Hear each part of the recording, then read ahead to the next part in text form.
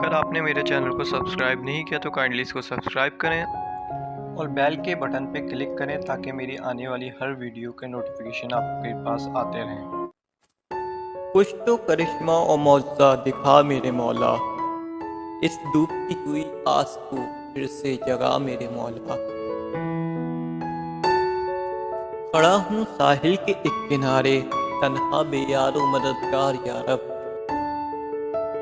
دور تک کوئی نہیں تیرے ہی آگے سجدے میں پڑا ہوں یا رب۔ ہیں بہت سی تمنائیں اس دل میں بسی، ان امیدوں کے ساحل پر بس ریت ہی پڑی،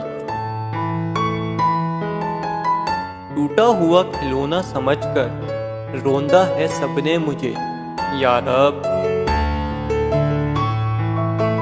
نکارا پتھر سمجھ کر مجھے اپنوں نے ہی کھویا ہے یا رب۔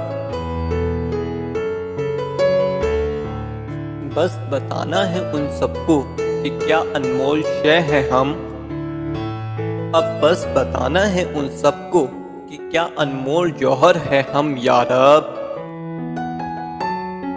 بس تیرا ساتھ ہو میرے مولا تو سمندر بھی پار کر جائیں ہم۔